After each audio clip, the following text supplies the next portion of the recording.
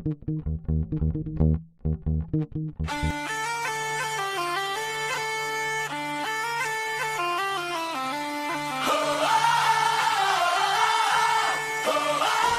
a crew to the fire tonight. Raise them up. Bring the fight.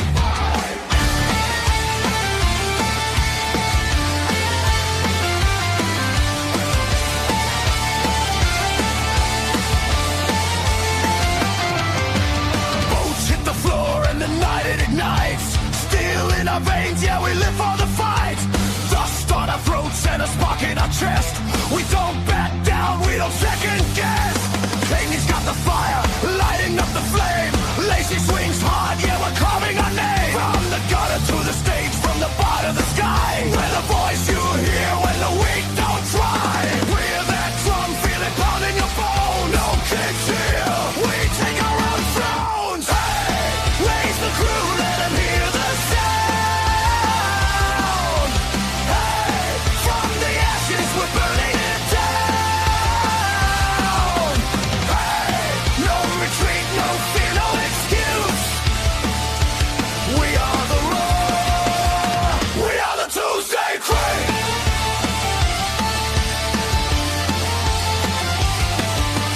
Pins in the air and the chaos grows. Stories get loud where the wild wind blows. With scars and grit, yeah, we paid our dues. Now we're kicking in doors with nothing to lose. Voices collide like a runaway train. Laugh through the struggle, dance through the pain. If you're standing with us, then you already know. We don't follow lines, we just steal the show. Feel that fire ripping straight through your chest. This ain't a game, it's a war cry test. Hey, raise the crew, let them hear the sound. Hey, from the ashes we're burning it down. Hey, no retreat, no fear, no excuse. We are the roar. We are the ToosDay Crüe.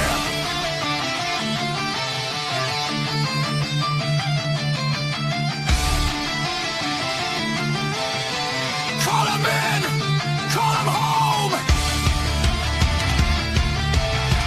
Through the fire, through the storm. We don't break, we reload.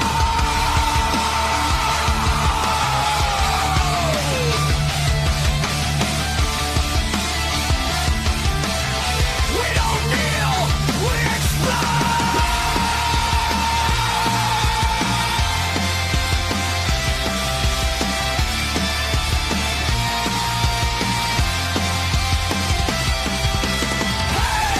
Raise the crew, let them hear the sound.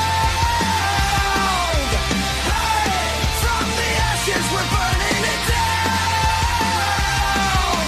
Hey, no retreat, no fear, no excuse. We are the roar. We are the ToosDay Crüe. Day Crüe. ToosDay Crüe. Day Crüe. ToosDay Crüe.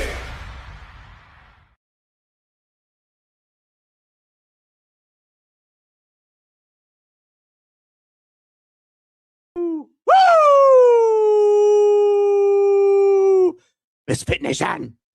Tonight, we don't just start a show, we start a fire. Tonight is about passion, it's about purpose, it's about showing up when life gets hard and still bring your best.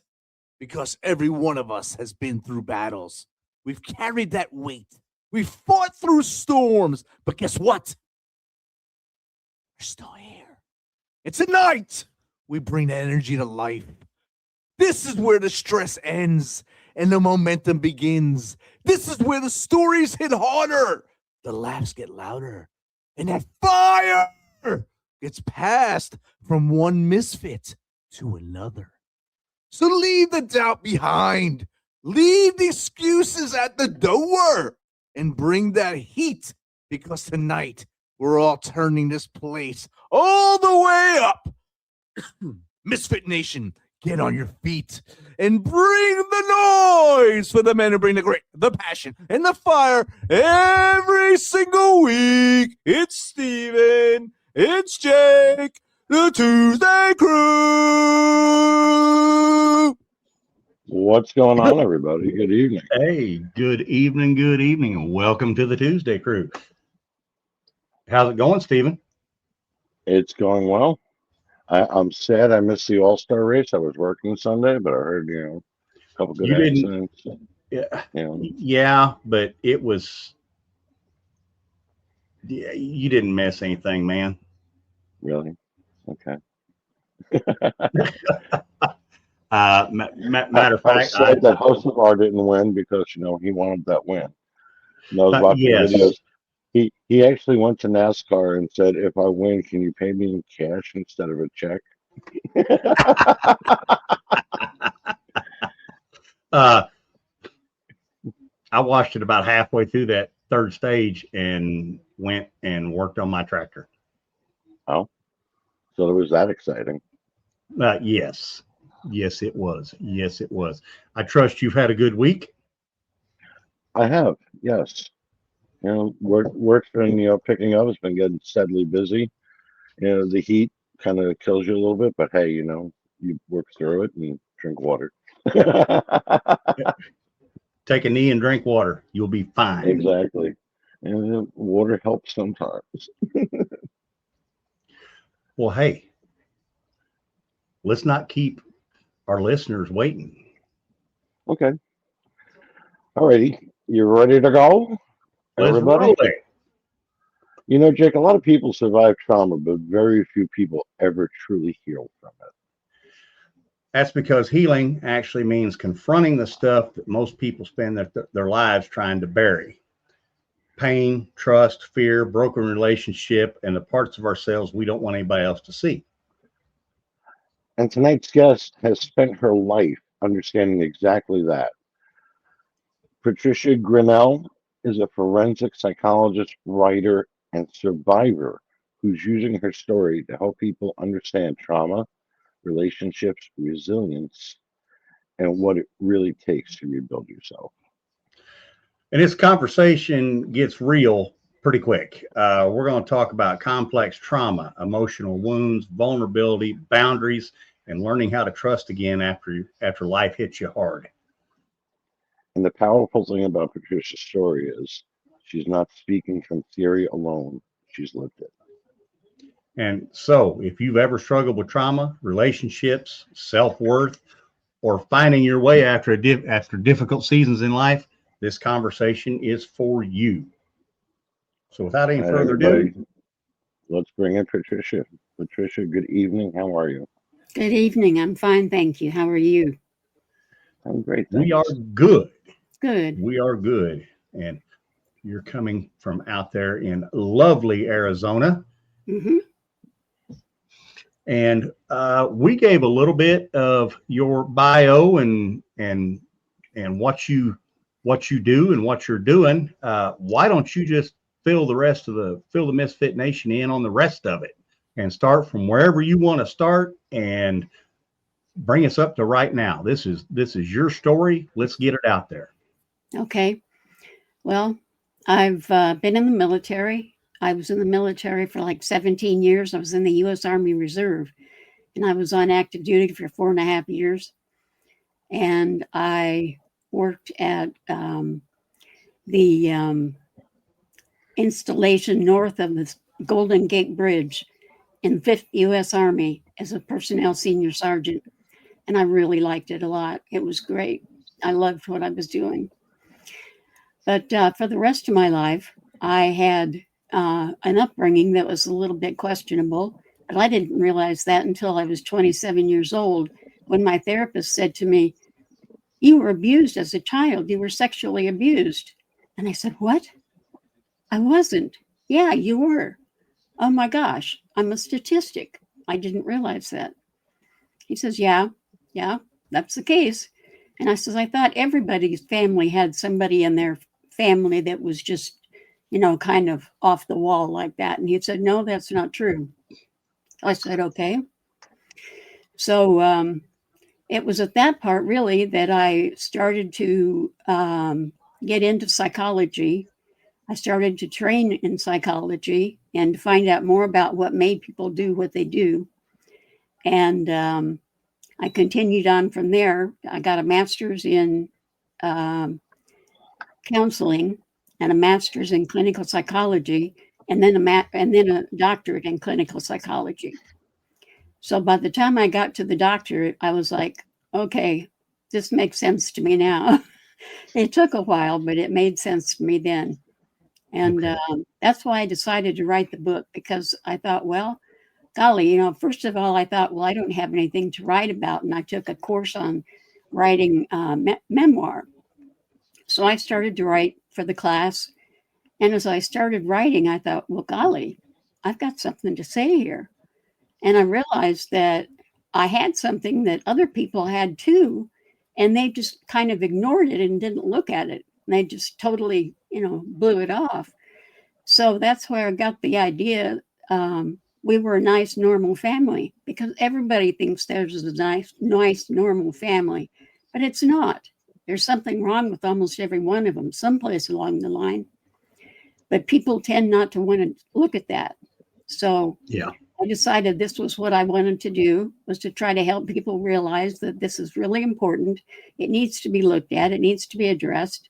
And the statistics are outstanding. Every 68 seconds in the United States, there's somebody who is sexually abused. And I thought that was astounding. So Wow. It's that type of information that I have put in my book, as well as the story itself on how I ended up where I was.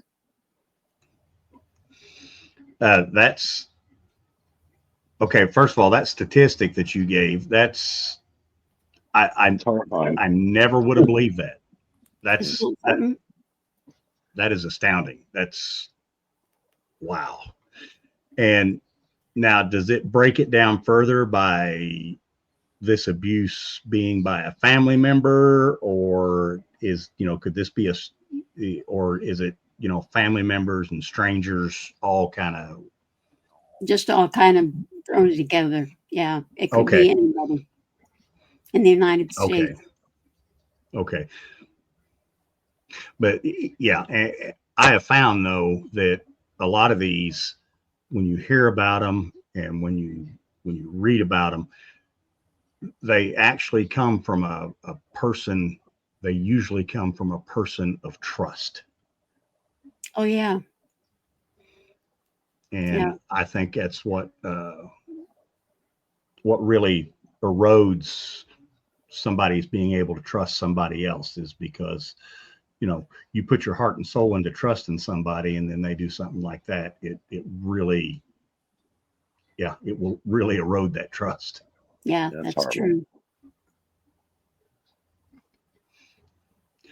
So you had your military service, you got, you worked through your master's, worked through your PhD. Now, what went on in the years between the time that you got your PhD and then you wrote your book? Well, I got my doctorate fairly late in life. I got all of my education late in life. I went to basic training at the age of 32. So 35 is the max. So that gives you an idea of where I was with everybody else. And the drill sergeant decided I was going to be a problem. So she started to focus on me. And afterwards, she apologized and said, I thought you were going to be a problem, but you weren't. I'm sorry. Which I thought was kind of interesting. Yes. That's very interesting. Yeah. At any rate, I did some active duty, and then I did some USAR time. I did some more active duty, and I did active duty since 1977 for like 3 months at a time. Mm-hmm. And then I decided I wanted to go on active duty full time. So that's when I started working at the military installation in San Francisco. U.S. Army, U.S. Fifth Army. Okay. And that's when I lived on Presidio. And that was a beautiful place to live and a wonderful place to work. Yeah, it is a beautiful place. And I think it's a national park. Didn't they make it a park? I think so. Yeah. All right. So if anybody's in that area, that is definitely worth a stop. Oh yeah. That is definitely worth a stop. Yeah. I And lived now, on Presidio. and now they've moved that to Fort Knox, Kentucky. That's interesting because I went to Fort Knox, Kentucky after I was in California. And at Fort Knox, Kentucky, I was the publications manager for the publications that came into the U.S. Army. Oh, okay. And that was a civilian job. Okay. And I enjoyed doing that for several years. You know a little bit about the Bluegrass State then? Oh, yeah. It's a wonderful place. My final duty station was Fort Campbell, and I stayed. Oh. So the base you were at the Golden Gate Bridge, was that on the water? That was close to the base was close to the water? Yes, it was right off the water. Right, because when I was there, we took a tour and they brought us, I believe it was an old base, and they have shops and stuff there now, and that's where the tour. You went, you could sit on the edge of the water and look over the Golden Gate Bridge. You could see the jail in the background, and so I'm guessing that's what that was. Okay. All these things, I'm getting all those popped into my head. I'm like, wow, I believe I was there. That's why I had to ask. Did you go to Alcatraz, Stephen? I never went to Alcatraz. We didn't go on that tour. Yeah, they probably tried to keep the book, and we never thought to do. But I looked at it. I looked at it from afar. I'm like, no, you'll never get me. No. That's a pretty cool tour if you ever get to make it. You step inside one of those cells and they can actually close the door. And yeah, no. No, that kind of, yeah, I quit doing stuff that would get me sent to prison. I get claustrophobic too easy for you to be locking me in a cell like that. Yeah. So you're doing all this stuff, traveling around the country. Now, were you pursuing your education while you were still working for the Army, or did you just wait till you got out? No, I wanted to get a degree, a college degree. And I wanted to get it right out of high school, but obviously that didn't work. So I had got married, and I told my husband that I wanted to get an education. And he said, you don't need one. And I said, well, why not?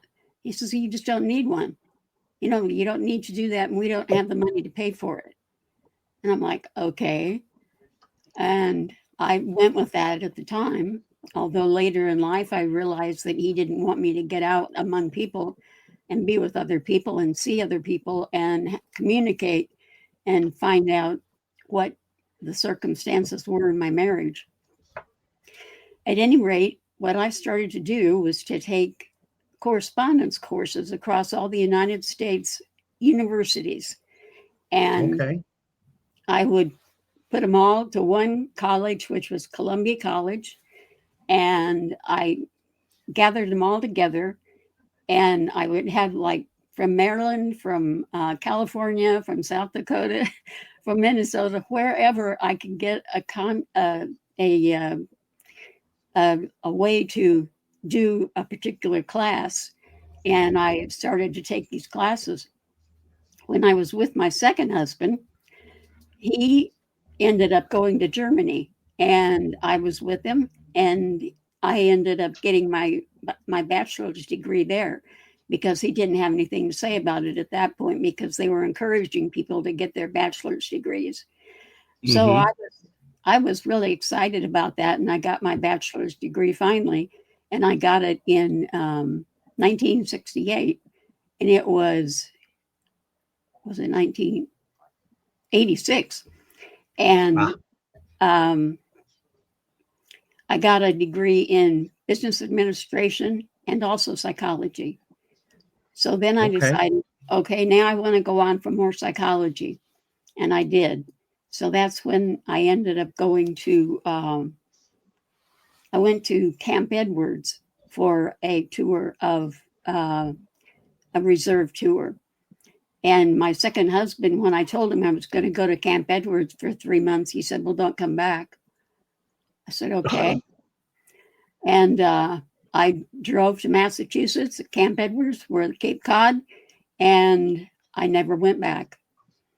So I met my husband while I was on active duty at that time, my third husband, who I've been married to for 35 years. And we've had a really great relationship. So it's worked out third well. time's a charm. That's good.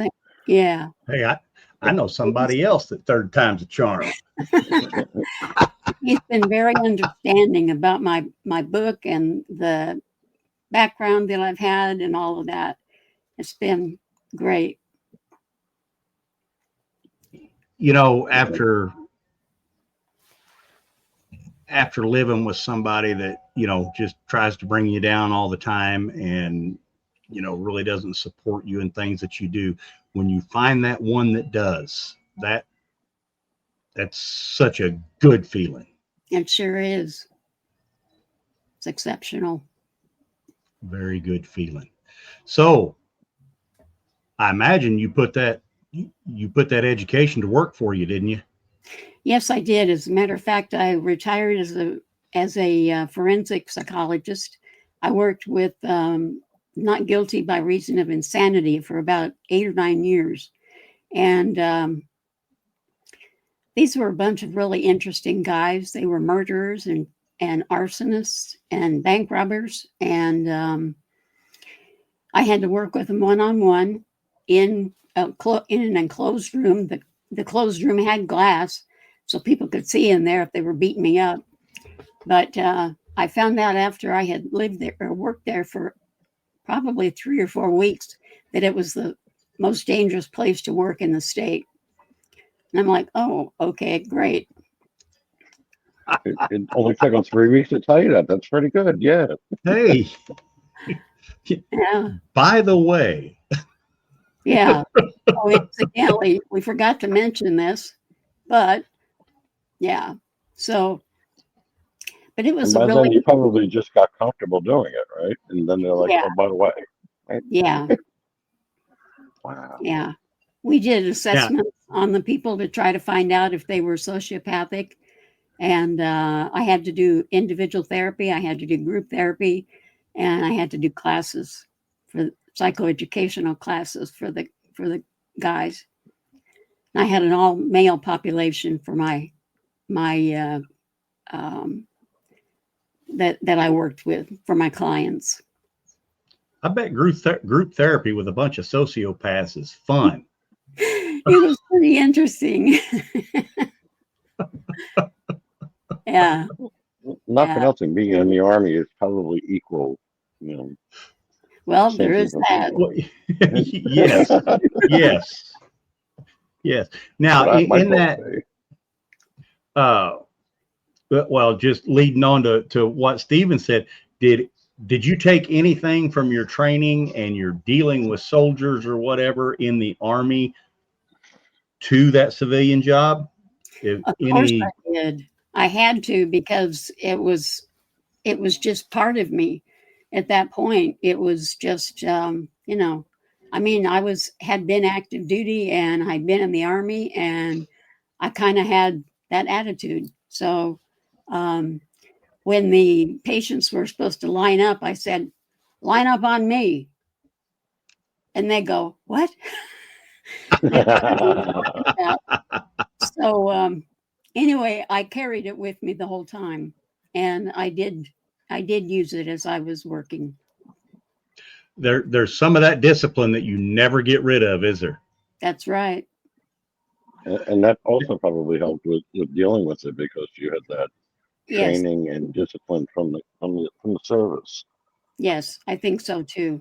I think what Mhm. the guys knew that I had been in the military, and they were aware of it, that I was a little bit stronger than some of the women that they were working with.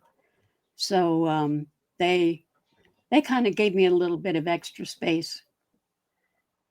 That's Well, good. good deal. My hat's off to you for dealing with that population. But uh, along that though, I have talked with some folks that work in prisons, Hmm. and they say that the male population is easier to deal with than the female population. That's true. That's true. The female population that I dealt with, I just had a few, but there were borderline personalities and histrionic personalities and just people you couldn't get along with. And they would do all kinds of really strange things. And you'd go, oh my gosh, what is this happening? So, yeah, that's true. The women were worse than the men. Now, could that be because maybe they suffered more trauma earlier on? It's possible, but not necessarily. It's kind of like Okay. it's kind of like in basic training. They say that the women uh, trainers are more what do you call it, harder on the trainees than the men are. And so when I was in basic training, they said, you know, the women, you don't want a woman to be your drill sergeant because she's going to do all kinds of weird things. And so it was kind of comparable. Way more Yes. aggressive, yes. That's Now- mostly because they think they have to prove themselves to the boys' club. Is what Yeah, it comes that's down to true. at the end of the day. And Yeah. especially back in the day, it was the boys' club. Now it's more of a mix. Right. Now, what about profiling? That was the one question I had to ask you about when it is profiling. Did you ever get a chance or get to do any of that?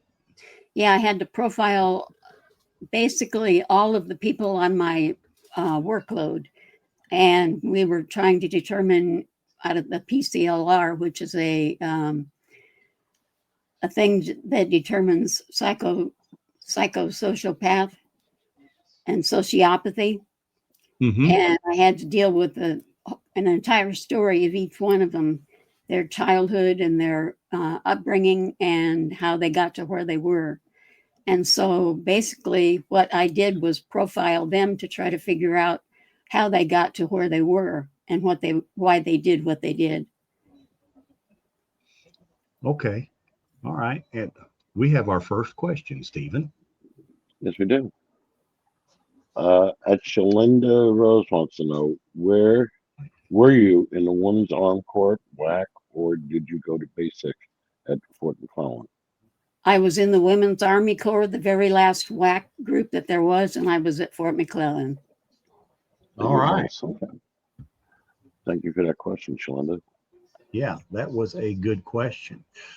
Well, hey, Misfit Nation, if you're just joining us, we are talking with Patricia Greenelle. She is an author and she is a psychologist, forensic psychologist, and we have been talking about some of the stuff that she did earlier on in her career, Army veteran, and then got her doctorate and was working with inmates.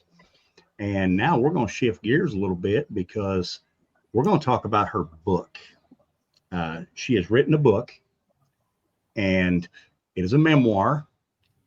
And I don't know if this is going to apply to everybody out there. It might apply to some of you, but the book is We Were a Nice, Normal Family, a memoir of recovery.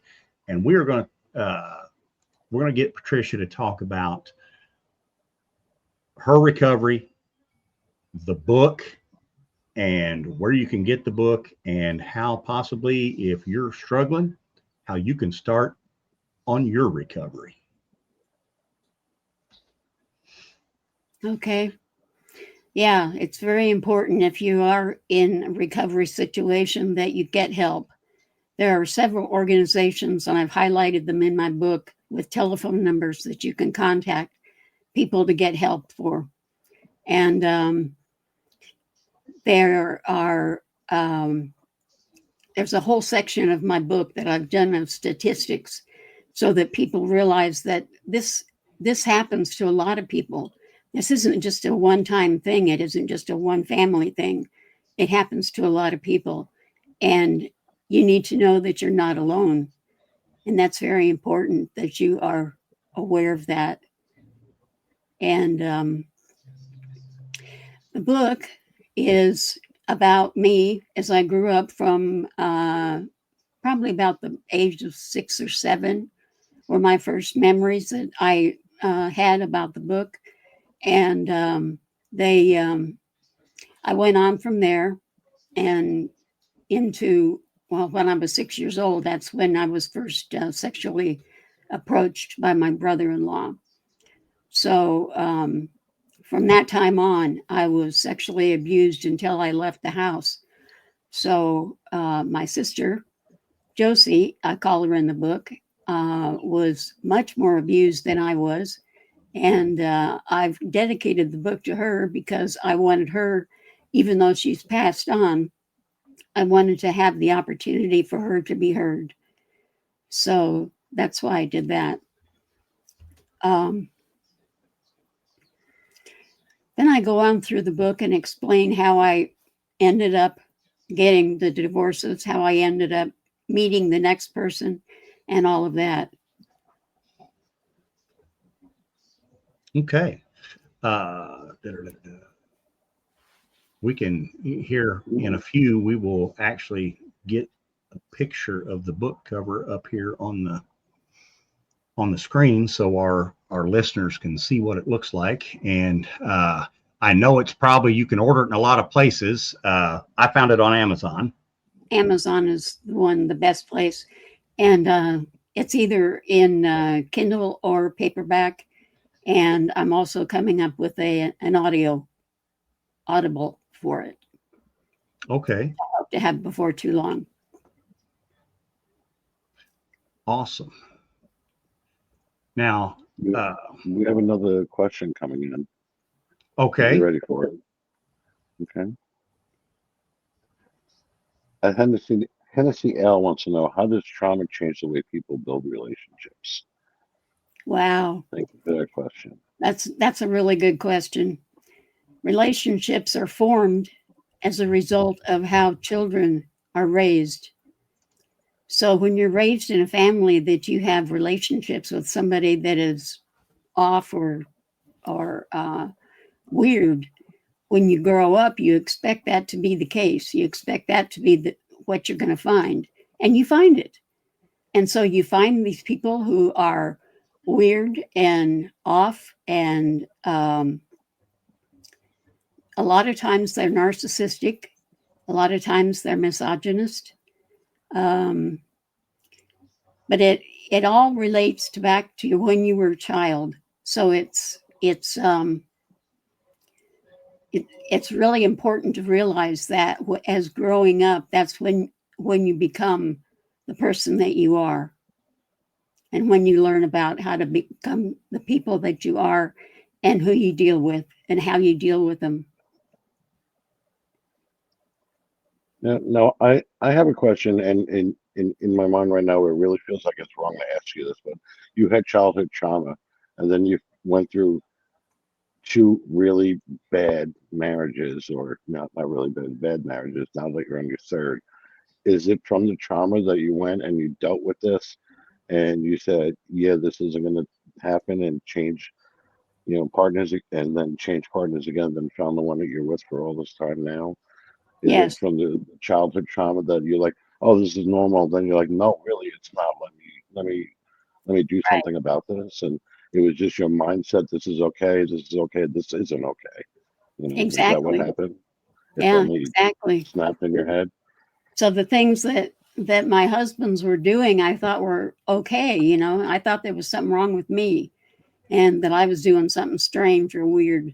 And when I actually sat down and looked at it, I realized that they were doing things that weren't particularly positive. Like when I tried to leave my first husband, he said, "I'm going to kill you if you leave." And I was like, oh my gosh, well, I don't know if he's serious or not, but he says, "You're not going to leave." He says, "You're going to stay here." So I worked through that. And unfortunately, I had to get off of active duty in order to do that. And I ended up at Fort Knox. But I had a good time at Fort Knox and a good job there. Now, I got to ask, since you was at Fort Knox, did you live in Radcliffe or E-Town? Both. Oh, okay. First Radcliffe and then E-Town and then Radcliffe again. Okay. You've probably not been there in a while, but after they moved all the armor off of Fort Knox, Radcliffe has all but dried up. Really? Oh my gosh. Yes. That's amazing. Yes. I guess I didn't realize that they moved the armor off of it. Yes, they moved. All the armor training is now at Fort Benning, Georgia. Oh my gosh. That's amazing. Yeah, Fort Knox must not be what it was at all then. No, not near what it was. They train cadets there in the summertime.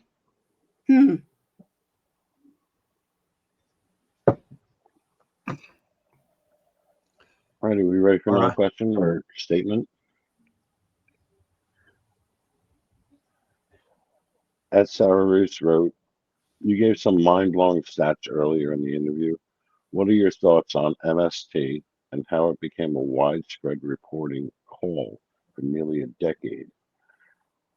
Now you do not hear a lot about it. Thank you for that, Sarah Roos.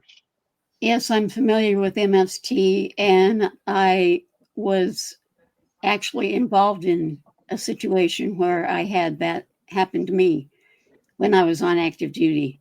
So, yes, there is a lot of reporting that's going on, and people need to pay attention to what's happening and be willing to make a difference in that. And I was first in the Army, it was mainly men. And then it gradually grew into more women. But most of the places I worked, I was working with men. So I did have that type of situation, that type of problem. Did that answer the question? I sure hope so. Because she also mentioned that you do not hear a lot about it now. So it was a lot back then, and now you don't hear a lot about it. So I guess he feels that there's been a change.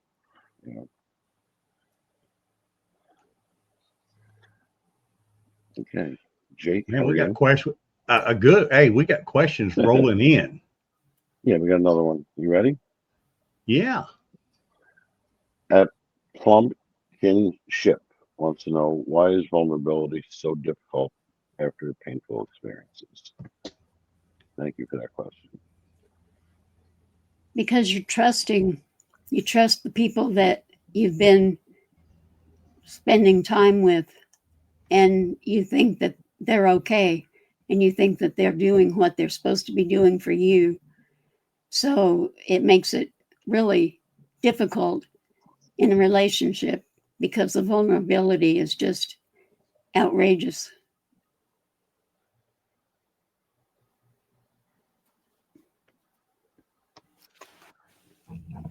I'm getting questions from everywhere on here. Well, it is a topic, and it'll pull strings for a lot of people, whether they admit it or not. Something has happened sooner or later, and it's something they're hiding in their head, and it's something they work through. And I don't. Those questions, I don't think there's anybody out there that did not suffer some kind of trauma during their childhood, whether it was physical, emotional, whatever. Exactly. Me telling our producer for 90% of his life that he was adopted. That's trauma.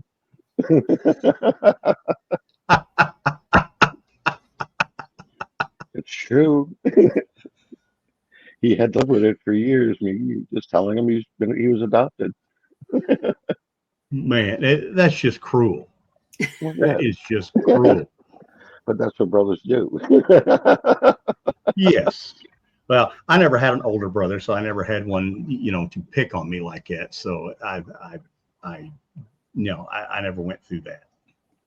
And that's where the next question comes in. At Raspberry Beret wants to know, can emotional wounds ever fully heal? Thank you for that question. I'm not sure that they can fully heal, but they can be dealt with to a point where you can live with it. Yeah, I guess And hiding it and bottling it up is something that isn't never going to help you. Like Right. you said, Complex. when you went to the doctor, you didn't know. You blanked it out to the point you forgot about it. Right. And that doesn't help. Right. And we got another one kind of. When you were trying to talk there. It's all right. Hey, we got another one that's kind of on it. It deals with boundaries. Oh my goodness, did I miss it? I'll pop it up there. Oh, here it is. At Salisbury, the Steak wants to know, what role do boundaries play in personal growth? Thank you for that question. Very important.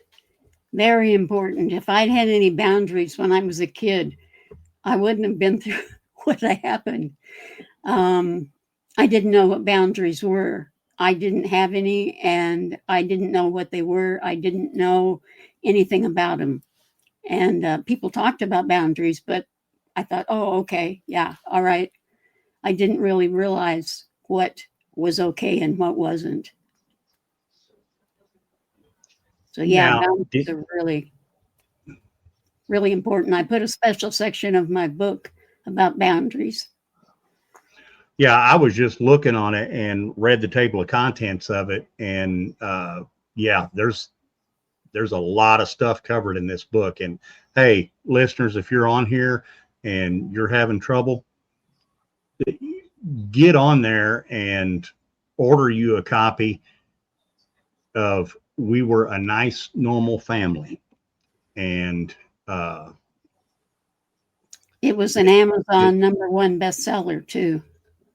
Well, awesome for that. Awesome for that. All right, Jake, you got the next question. There you go. Do I have to read hers? Yes. Good evening, dear daughter Delana. And she wants to know, what would you tell someone who is currently in school for their psychology degree? Thank you for that question, Delana. Keep going. Don't stop with a bachelor's degree. Don't stop with the master's. Go for the doctorate, because that's where you're going to learn what's going on and why people do what they do. Was that so hard, Jake? That you got an answer? I got it. Hey, if I can't give my kids a hard time, who can I give a hard time to? All right, our next question is from Come On Back. They want to know, how can leaders better support people struggling silently? Thank you for that question. Come on back. I think leaders that are therapists can really help people who are struggling. You need to find somebody that understands the complex PTSD and really makes sense of it and helps you to process through it, because that's what makes the biggest difference. Okay. Here's the next one for you. Super G Young wants to know, what does healing personally mean to you? Well, that's difficult, because healing to me is a process over time that you go through. And I feel like I healed through the process of writing the book. My husband said that as well, that he thought that it was a healing process for me. And he read the book after I wrote it. He had not read it before, and there were some things in there he didn't know. So he was surprised to learn them. But I think it was a healing process, and I'm still in the process of healing. And I probably will be my entire life, because I'm still I'm hypervigilant. If he were to walk in the door right now, I'd probably scream. I tend to get upset with things real easily, and I get angry. I get angry when I hurt something, like a box or something that I can't get open, because I've kicked a box across the room that I couldn't get open, and my husband came home and opened it for me. But healing is a process that's ongoing. Yeah, and I've kind of dealt with that some. People being overly defensive a lot of times with a lot of stuff, and I think once I learned to kind of pick up those cues and stuff, you just kind of change your approach, and maybe build a little more trust, and try to support them and help them heal as much as you can. Mm-hmm. Which is why we stopped bringing up your buffering, Jake, because she would get over offended, and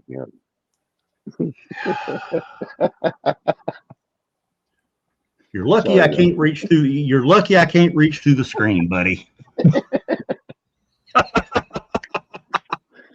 Okay, Come on now. Hey. Question for you.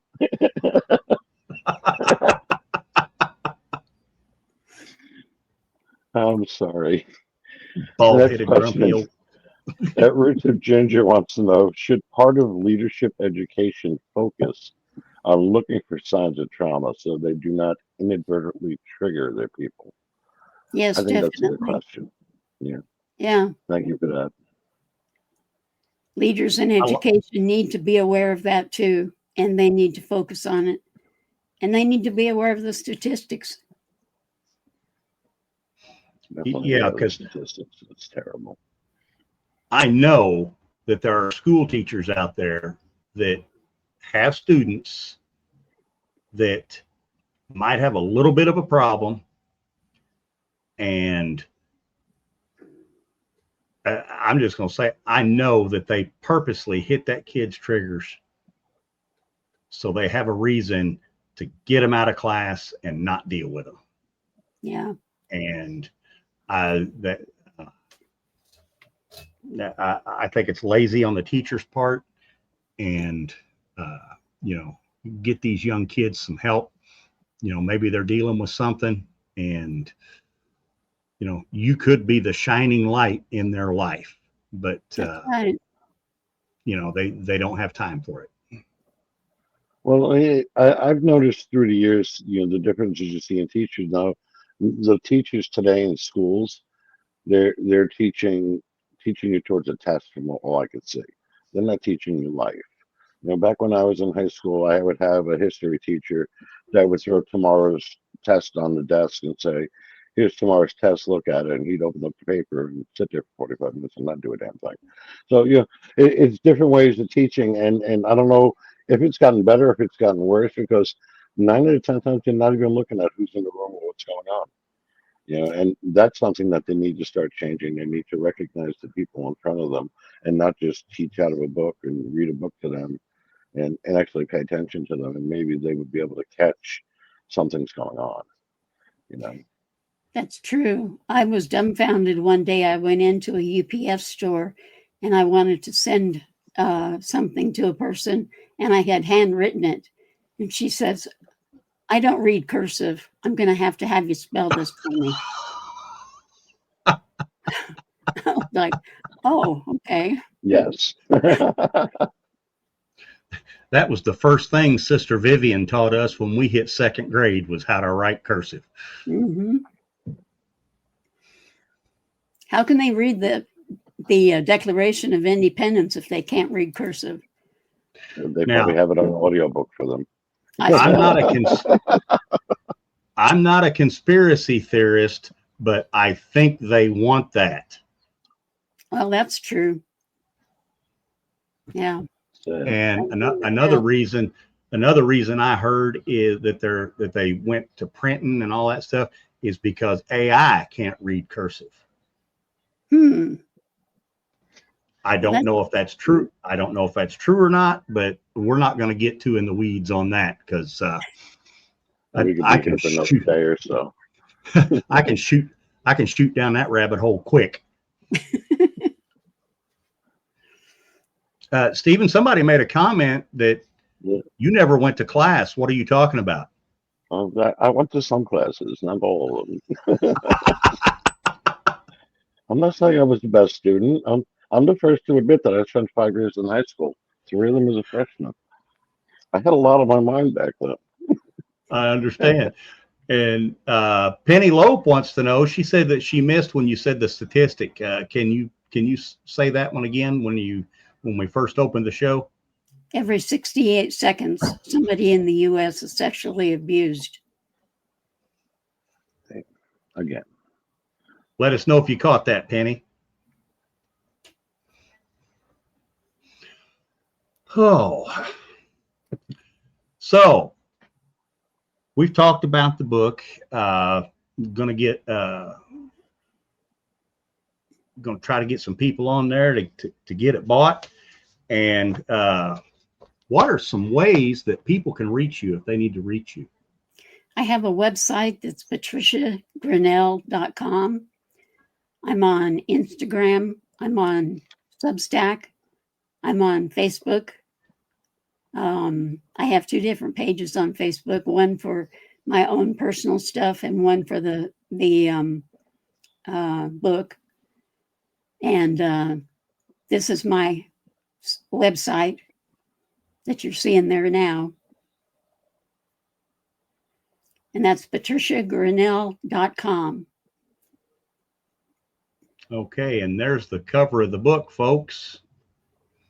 And like I said, you can find that on Amazon. And on your Substack and Facebook, you are the Crime Doctor. Am I correct? I did do some crime doctor work before, but I'm not doing that anymore. Okay. I did a lot of stories on crime, but I'm not doing that anymore. Now, I know that you can't mention names or anything, but what's some of the... Thank you for that, Delana. What is some of the weirdest or like jaw-dropping stuff that you've had some of these people, like some of the crimes they've committed? I don't know if you can talk about that or not, but... Yeah, I had one man who was an ER doctor, and he killed his wife with a baseball bat and an axe. And he was found to be really clinically depressed. And he was so depressed he was hearing voices. But it was a really sad case because he didn't want to live. He just didn't want to be part of the world. And it was very difficult for him to go through the process of the courtroom and the therapy and all of it. Okay. All right. Wow. Baseball bat and an axe. Mm-hmm. Now, Delana has another question. What are some other good books that you would recommend for psychology students outside of textbooks? I have some listed in my book. Okay. I can't think of any right off the top of my head. But there's a list of them in the book. Well, knowing her, she will probably buy your book. So, or Hey, Dad, guess what I want for my birthday?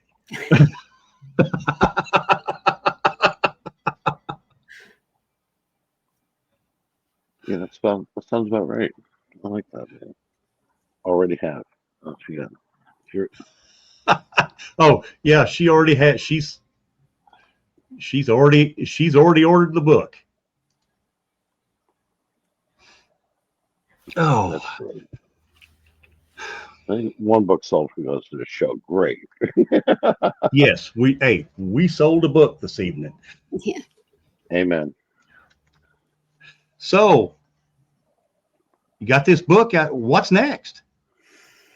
Well, I thought about writing a memoir about the day in the life of a forensic psychologist, but I don't think I have the energy. Okay, well, you could sit down and be interviewed and have somebody ghostwrite it for you. Yeah, I could do that. Definitely, you could do that. Yeah. I know there's a lot like of interest in it. There's a lot of people who want to read it, but I'm just not sure I have the energy at this point.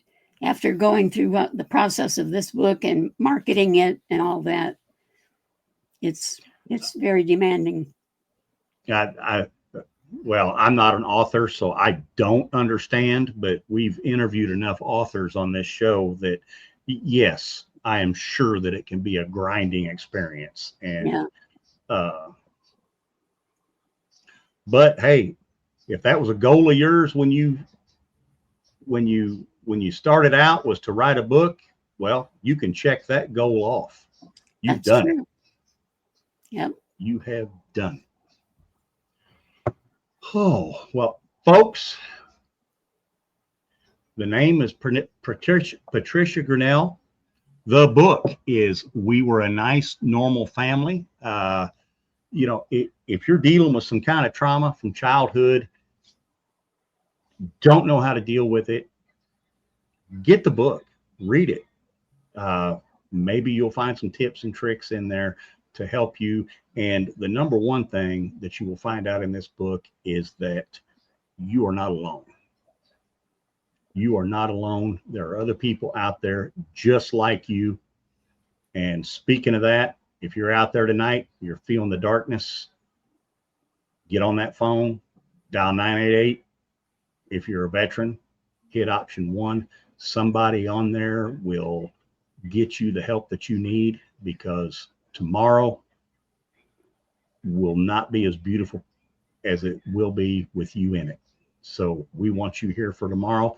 If you don't want to call that number, contact us here at the Misfit Nation. We'll get back with you. We will get back with you. And I know this is the question that everybody's been waiting for. So, Patricia, we have one more question for you. It comes in 3 parts. Okay. What are 3 non-negotiables that you have to do every day or your day is not complete? Non-negotiables. Get up. Okay. Stay up. And do the laundry. Okay. All right. That is I can get behind it, because I got that problem too. If I get up, I can't go back and sit. I usually have to eat my breakfast standing up or whatever, because if I sit back down, I'm going to sleep. I am going back to sleep. So yes, that is very good advice. Get up, stay up, make sure you got clean clothes. That's one of the best answers. I love that. Yes. Well, Patricia, thank you for hanging out with us tonight. Thank you. And in case anybody hasn't told you today, all you have done and all you have went through, you are a very strong woman indeed. And you are. My hat's off to you. Thank you very much. And thank you. You for picked trying to help yourself others up. that are afraid to get the help. Yes, and thank you for. I mean, you laid it pretty bare. And if anybody's out there needing help, go get it, because you can have a better life. That's right. Stephen, you got anything for the nation before we leave? Yeah, don't forget to check us out on Reads Across America, Saturday, 5 p.m. Eastern. And, I'll be traveling. I'll be your way next Tuesday. So I'll be at Studio 1A, 1B. I'm not sure what it is anymore because I'm getting old and I forget. But I'll be there, and I will see you next week. Now, Man, thank you, Patricia. It was a great chat. Are you going to need help getting up the stairs to the studio? No, I'm moving okay. Not great, but okay. Okay. All right. Well, Patricia, had a lovely evening, a lovely chat. Thank you so much for being with us. And Welcome. Thank you. Whatever good luck on the book sales, and good luck for whatever you're going to be doing afterwards. Thank you. Go out and have some fun. Okay. Yes.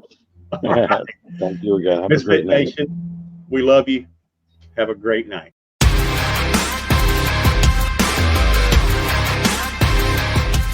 Thanks for checking us out and being a part of the Misfit Nation show. Don't forget to visit our website at themisfitnation.com. That's themisfitnation.com. Check out all our past episodes and get some of the great Misfit Nation gear for you and your family. As always, be humble, stay hungry, and keep hustling, because we are Misfit Nation. Misfit Nation.